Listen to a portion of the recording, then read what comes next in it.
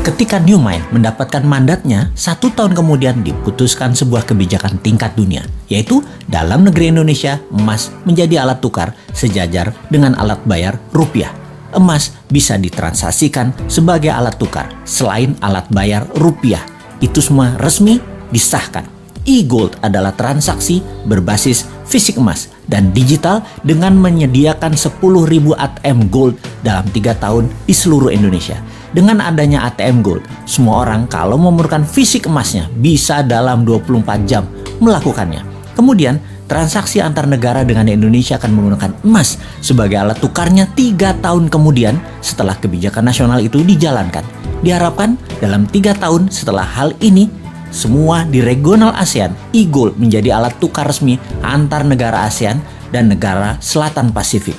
Dalam 5 tahun, seluruh tambang emas Indonesia menjadi underlying emas fisik e-Gold. Semua ini sesuai dengan pasal 33 Undang-Undang 45 bahwa kekayaan alam milik rakyat 100% dan menjadi base transaksi 24 negara ASEAN dan negara Selatan Pasifik, dari ujung Burma sampai Guam. Kemudian masuk ke seluruh negara di dunia yang berpenduduk mayoritas Islam dan negara yang kuat pendanaan syariah seperti Inggris dan Uni Eropa dalam 5 tahun setelahnya. Maka dalam 15 tahun setelah kebijakan diterbitkan, ditargetkan 50% transaksi dunia menggunakan e-Gold.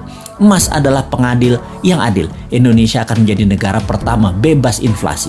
Kemudian diikuti negara-negara regional dan dalam 15 tahun 50% dunia bergabung dalam dunia tanpa inflasi.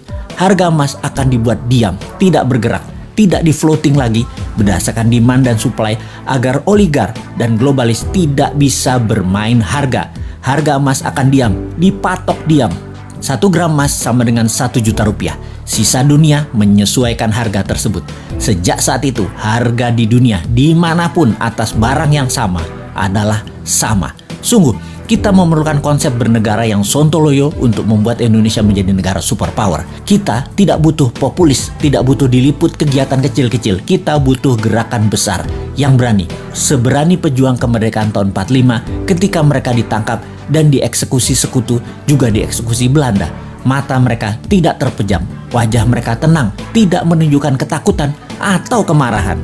Wajah mereka seperti diliputi cahaya. Itu kesaksian banyak para tentara asing yang bertempur melawan kesatria bambu kuning tersebut.